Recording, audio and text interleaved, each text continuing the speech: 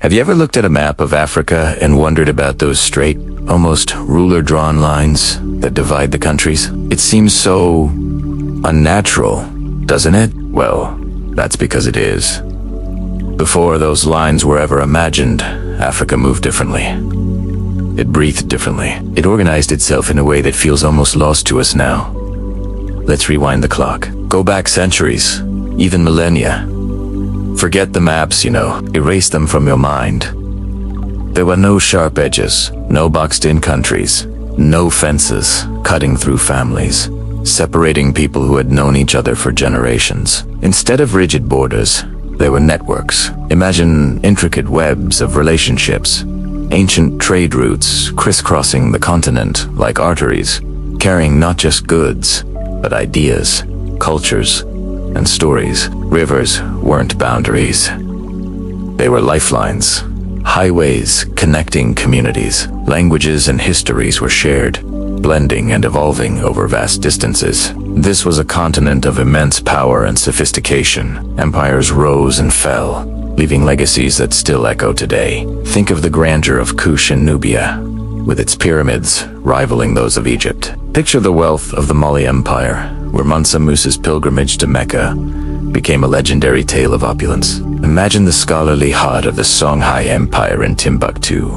a beacon of learning for the entire world. Consider the artistic mastery of the Benin Kingdom, whose bronze sculptures are still marveled at for their incredible detail, or the stone marvel of Great Zimbabwe, a city of towering walls built without mortar, a testament to incredible engineering. And we can't forget ancient Ethiopia, a kingdom that has existed for millennia, or the mighty trading power of Carthage on the Mediterranean coast. These are just a few names from a tapestry of hundreds, maybe thousands, of kingdoms, city-states, and political systems. Each one had its own unique structure, its own identity, its own profound sense of pride. They weren't just random collections of people. They were organized, complex societies with laws, art, science, and philosophy. The key difference in how people thought back then was that they didn't think they didn't see the world as a collection of squares on a map. They thought in terms of communities, lineage, and relationships. A farmer might technically live under the authority of one king, but his most important trading partners could be in a neighboring territory. He might marry someone from a different community, weaving new threads into the social fabric. Identity wasn't a single, fixed label like it often is today. It was layered, fluid, and deeply human. You could be part of your village, your clan, your language group, and a subject of a larger empire, all at the same time. These identities weren't contradictory, they were complementary. Life flowed.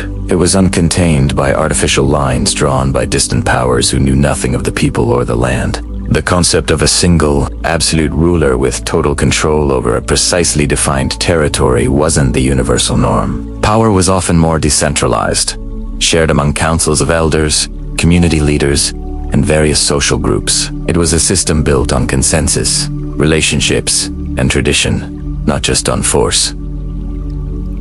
There were no straight lines, no rigid boxes. There was just life in all its complex, messy, and beautiful dynamism. Now let's dive deeper into what this fluidity actually looked like on the ground. Take the concept of trade. Long before European ships appeared on the coasts, Africa had its own bustling global economy. The trans-Saharan trade routes are a perfect example. For over 1,000 years, camel caravans, sometimes numbering in the thousands, traversed the world's largest desert. They connected West Africa, rich in gold, salt, and cola nuts, with North Africa and, by extension, Europe and the Middle East. Cities like Gao, Timbuktu, and Jen became thriving cosmopolitan centers where merchants from different cultures met, exchanged goods, and shared knowledge. This wasn't just about economics, it was a cultural superhighway. Islamic scholarship, architectural styles, and legal systems traveled south, while African ideas and goods flowed north.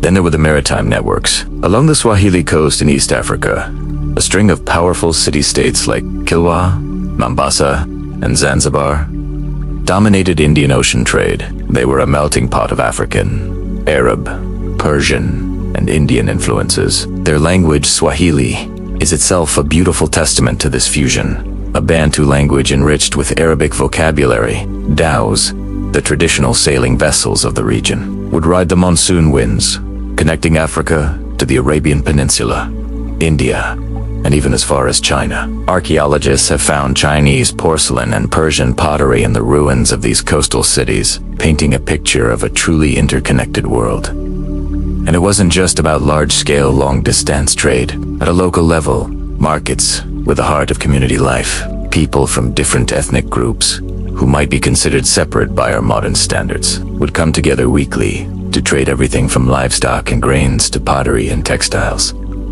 These markets were more than just commercial spaces. They were social hubs where news was shared, alliances were forged, and marriages were arranged. They reinforced the idea that your world was unconfined to your own village, but was part of a much larger, interacting region. This brings us back to the idea of identity. In many parts of pre-colonial Africa, who you were was defined by your kinship, your clan. Your allegiance was first and foremost to your family and your lineage, a network of relationships that could stretch across vast geographical areas. This system provided a social safety net. If you traveled, you could find hospitality and support from distant relatives or members of the same clan. It was a form of social security built on human connection, not state bureaucracy. This is why the imposition of colonial borders was so devastating. These lines, drawn in European capitals during the Scramble for Africa in the late 19th century, were completely arbitrary.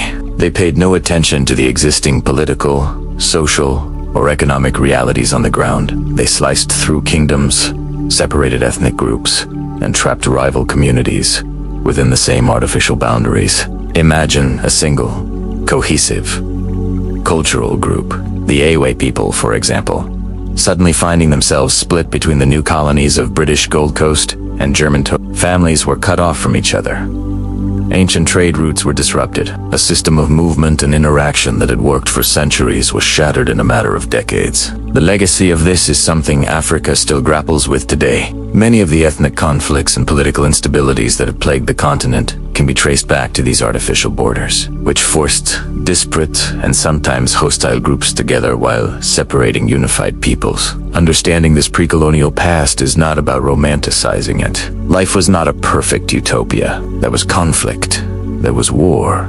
There were empires that conquered their neighbors. But it is crucial to recognize that Africa had its own complex, sophisticated, and successful ways of organizing society. It had its own logic, its own rhythm. It was a world built on human networks, not on lines on a map. By forgetting this history, by only starting the story of Africa with colonialism, we miss the vast majority of its incredible journey. We miss the empires, the trade, the art, the science, and the philosophies that shaped the continent for millennia. So next time you look at a map, remember the Africa that existed before those lines. A continent of flowing communities, of layered identities, and of deep, intricate connections. An Africa that organized itself, not in rectangles, but in relationships. It's a history that deserves to be remembered, understood, and celebrated. It's the story of a continent whose true shape was defined not by rulers and straight lines, but by the richness of life itself.